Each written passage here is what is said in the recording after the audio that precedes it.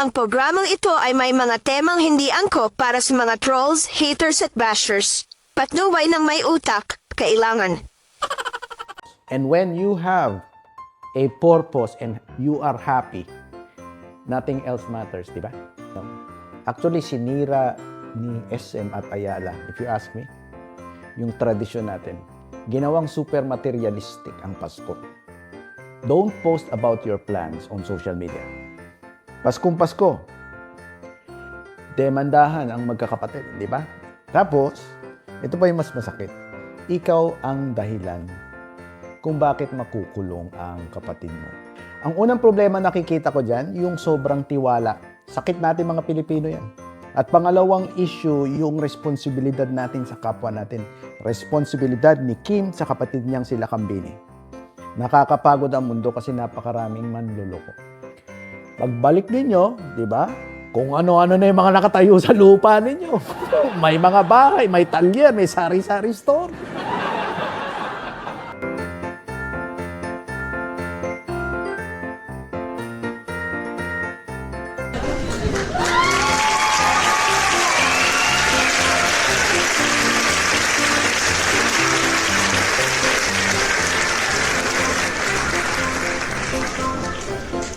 Welcome to another episode of Tara Kape. Alam niyo yung 6767, usong-uso sa mga bata dito sa US. I'm back just in time for Christmas. Dahil ako'y mamamas ko sa inyo. Na-miss ko kayo. Ang dami kong kwento sa inyo. Why I went into a sabbatical and ang aking mga realizations. Nagmuni-muni muna ako. Tama ba? Nagmuni-muni muna ako. Ayan. At madami akong na-realize. Isa sa na-realize ko, this vlog is important to me. And my followers, 5 man yan o 5,000, you are important to me. It does not matter gaano kayo kadami o kaunti. That was an important realization for me. You are important. This vlog is important to me because this vlog gives me purpose. And when you have a purpose and you are happy, nothing else matters, di ba? Tama?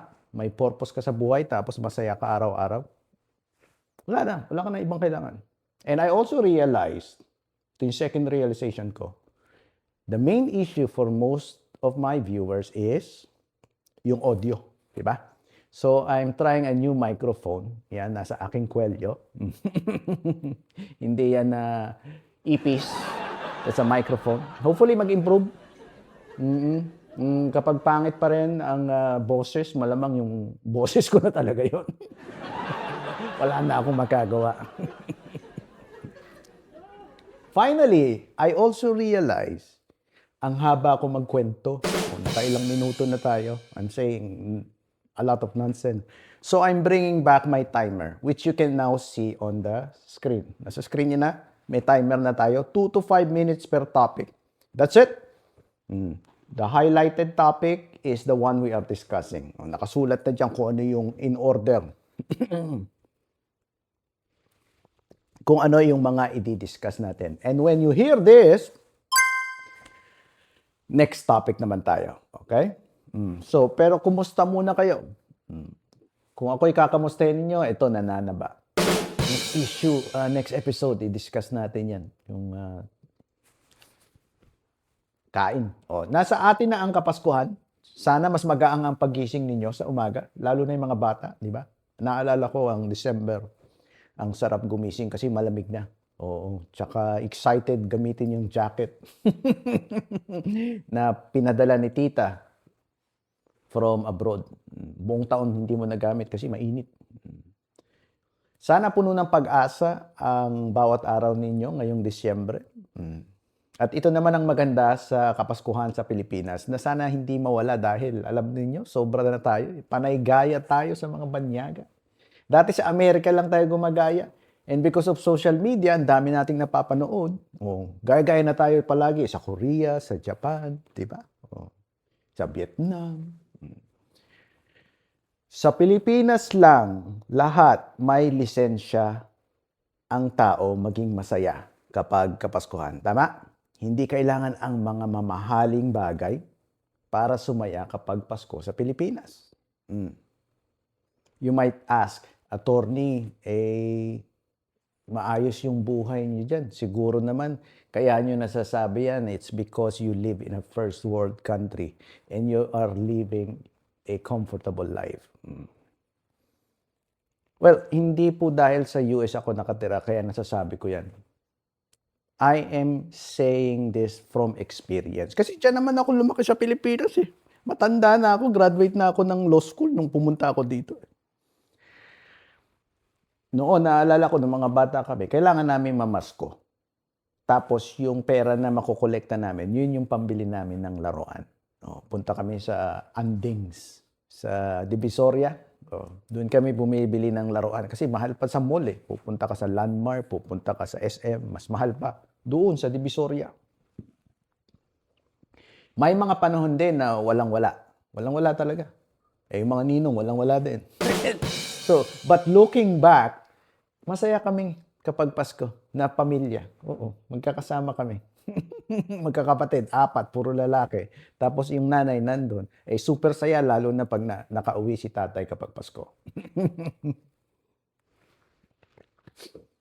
Nasa kultura kasi natin, di ba? Nasa kamalayan natin na ang pinagdiriwang natin kapag Pasko ay hindi naman sa suite room ng Cedar Sinai Medical Center sa California o Makati Med pinanganak, di ba? Yung sineselebrate natin na baby. Saan? Saan pinanganak? Sa sabsaban lang, di ba? Kasama niya yung mga goat, yung mga cows, manok. Kasama niya yung mga hayop. Ang suggestion ng kultura natin pagdating sa Kapaskuhan ay pagsasama-sama ng pamilya at magkakaibigan, pagsasalo-salo, madami man o kaunti ang handa, o pagsaluhan natin, at ang pag-alala na ang Diyos mismo hindi maluho. Tama?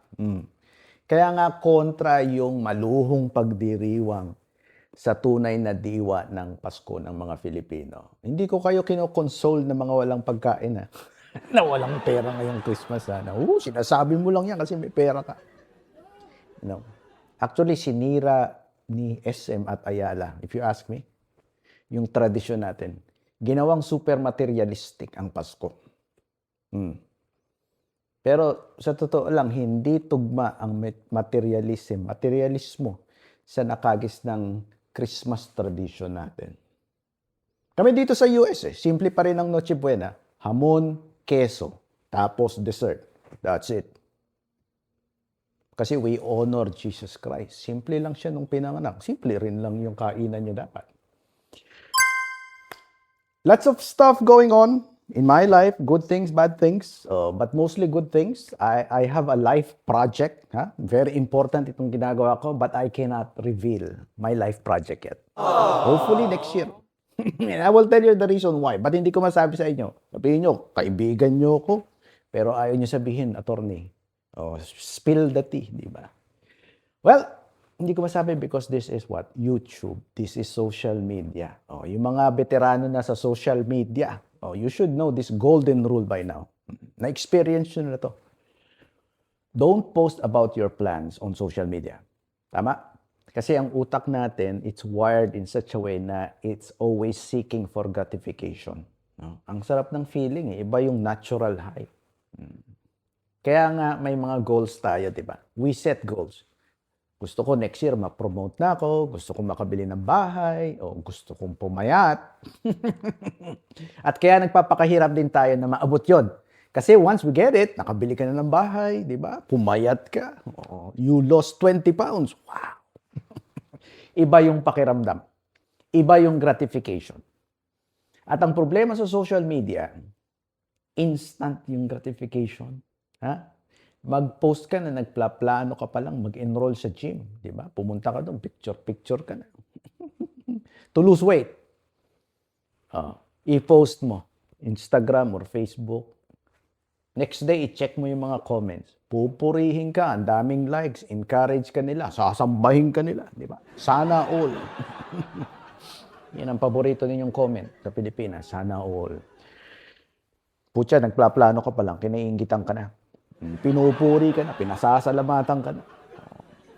Sana all. So ano yan, kapag binasa mo yung mga comments, ang gaganda, you feel gratified already. Hindi ka pa naglo-lose ng kahit half pound man lang. Feeling mo, payat-payat mo na. Because you are already reaping the rewards pag nag-post ka. Hindi ka pa nagsisimula. Kino-congratulate ka na. So, ano epekto nito? Kapag nasa gym ka na, halimbawa, mag-start ka na, tatama rin ka na.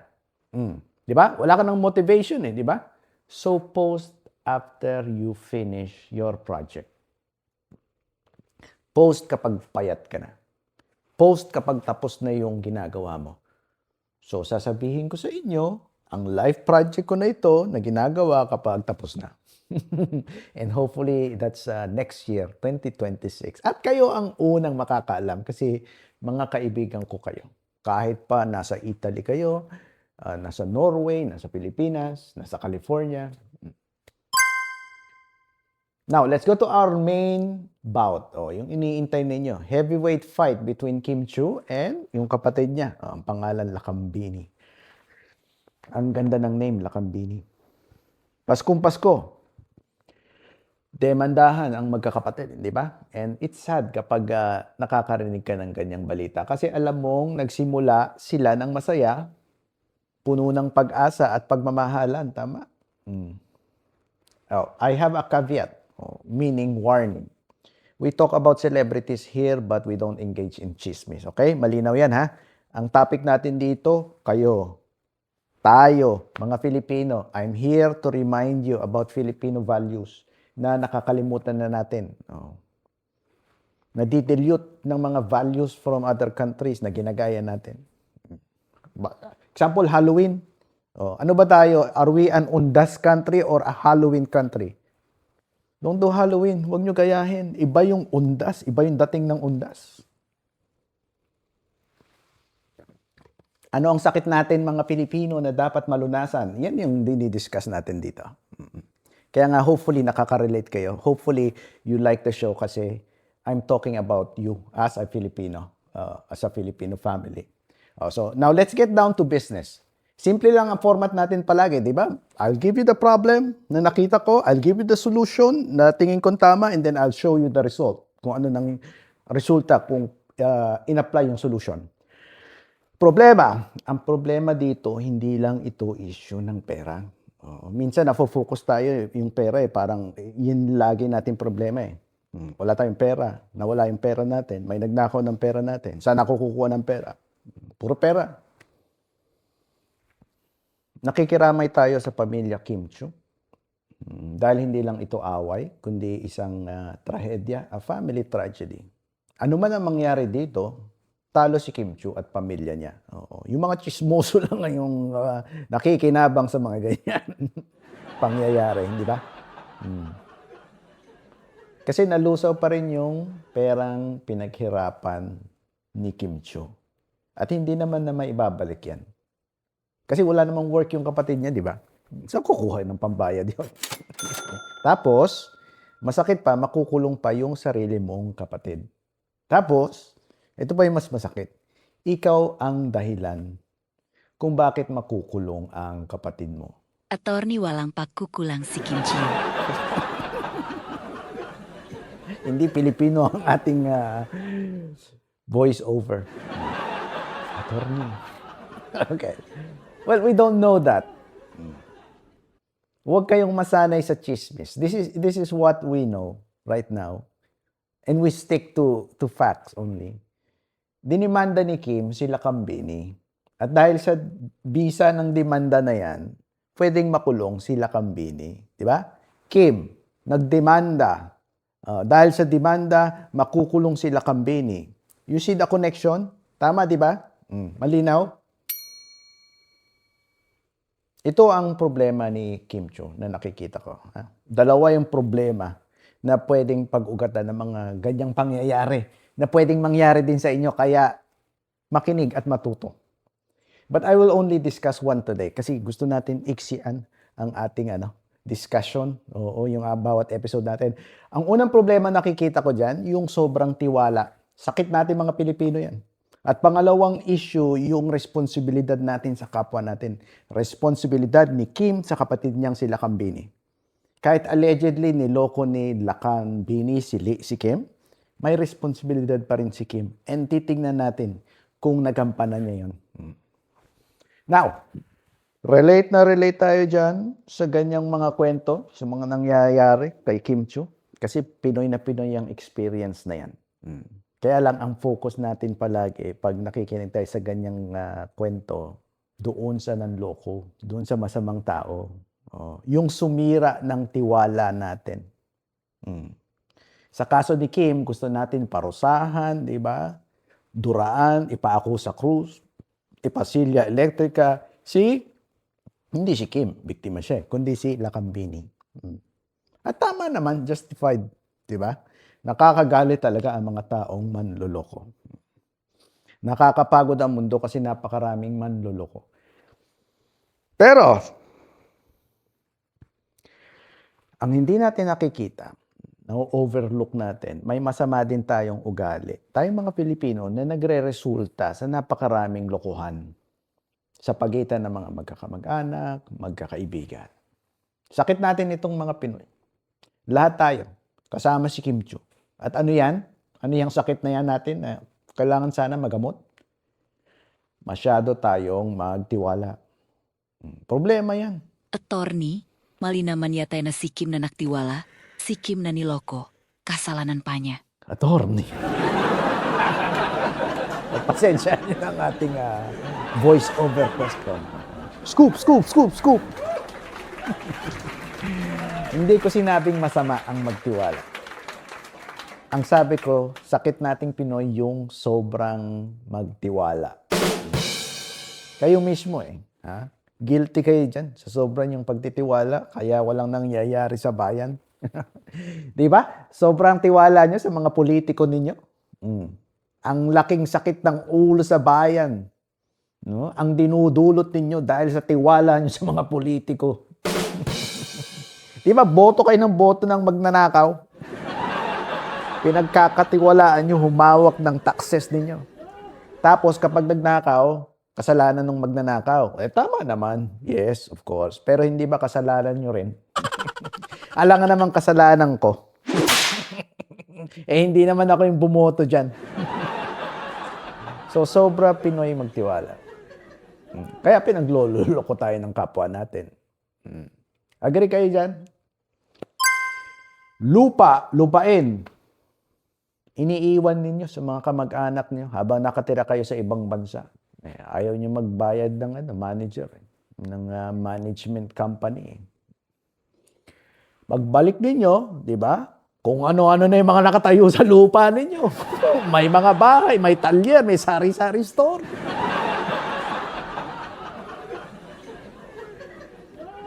Pag tumungtong ka sa lupain mo, ikaw pa ang trespassing. Ikaw pa yung hahabulin ng taga ng kamag-anak ninyo. Sobrang tiwala. Mga anak, iwan kayo ng iwan ng mga anak ninyo sa kamag-anak ninyo. Masaya kayo kasi nakakapagtrabaho kayo ng maayos. Hindi nyo kailangang alagaan yung bata. May mag-aalaga Pinapagalitan nyo pa yung anak ninyo tuwing umaga kasi iyak ng iyak. Ayaw na niya. Huwag nyo na ako dadaling kila tita. Ayoko na kila tita. Tinanong nyo ba? Bakit kaya? Yun pala hindi naman alam ni tita. Inaabuso ni tito. Inaabuso ni pinsan. Inaabuso ng kapitbahay. Tinatakot na huwag ka magsusumbong. Papatayin ko kayo.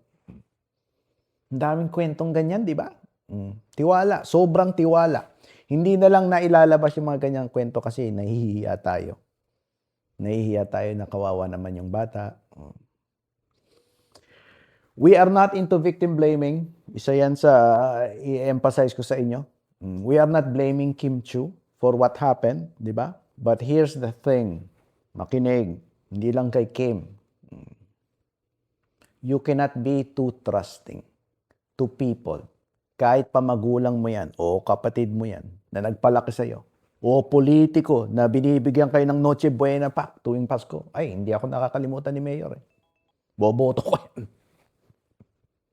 Sobrang tiwala. Wala na sa lugar. Now, punta tayo doon sa paano maiiwasan yung solusyon. Ang mga ganyang away ng magkakapatid. Paano hindi na maulit yung kalokohan at para hindi na rin mangyari sa inyo. Yung demandahan, na may makukulong pa, papakulong mo pa yung sarili mong kapatid. Now, medyo kailangan ng atensyon para maintindihan niyo. Medyo malalim yung sasabihin ko sa inyong solusyon eh. So, I need your 100% attention. Ready na kayo? Ready? Okay. Alam niyo ang kapatid ng sobrang tiwala. Sobrang hiya. Tapos may pinsan pa yan, dalawang yan. Utang na loob. Sobrang hiya, sobrang tiwala, utang na loob. Mga ugali natin yan na ano. Pag sumosobra, mali na. Kaya nagkakanda letse-letse ang bayan. Napakamahiyain natin mga Pinoy. Iwasan natin ang hiya na wala na sa lugar. Di ba tayo na nagpautang, tayo pa nahihiya? Pinuutang mo yung pare mo, tapos lalapitan mo, pre, baka naman merong pera ka dyan. Baka pwede mo nang bayaran yung utang mo. May sakit kasi yung inaanak mo. Nasa ospital, 3 araw na. Ikaw pa'y nahiya maningil. Tapos, kadalasan, yung may utang pa yung mayabang, di ba? Pre, wala eh. Sakto lang kasi nagbakasyon kaming pamilya sa Japan last week. Next month siguro, kapag, ito pre, pag may natira doon sa budget namin sa South Korea, walang problema pre, baka mabayaran kita kahit kalahati lang ng utang ko sa'yo.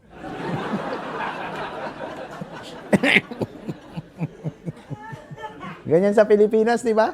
Tayo ang pinakamahiyain at pinakawalang hiya at the same time na tao sa buong mundo. Dahil sa mga ugali nating medyo atrasado. Ang ate mo, hindi sila kambini yung ate mo. Siya tumulong at nag-alaga sa inyo noong mga bata pa kayo. Nung hirap na hirap pa kayo, siya yung nagtrabaho. Kasi wala rin trabaho si nanay at si tatay.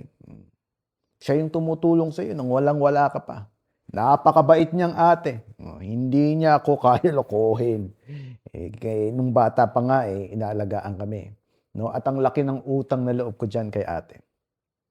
Sobrang tiwala, sobrang hiya, utang na loob.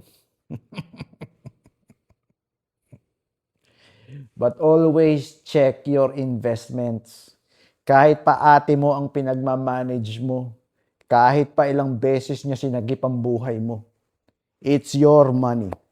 Huwag ka mahiya, huwag ka sobrang magtiwala, at huwag mong hayaang itago ng kapatid mo ang kalokohan niya, for example, sa likod ng utang na loob.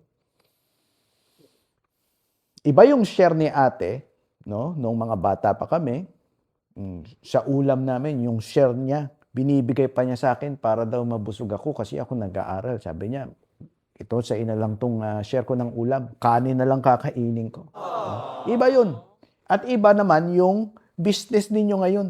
At kukunin kita ate para tulungan mo ko sa business ko. Yung una, pamilya, kapatiran, di ba? Susubo ko na lang, bibigay ko sa iyo. Yung pangalawa, business.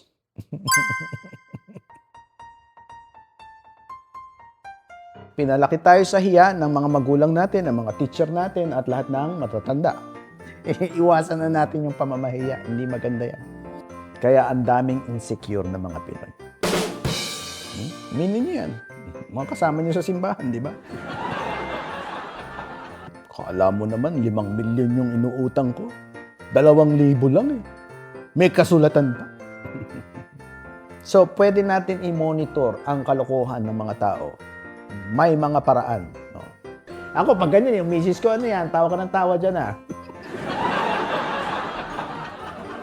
Ano pa? I-close agad yung phone, di ba? Pag paparating na si misis.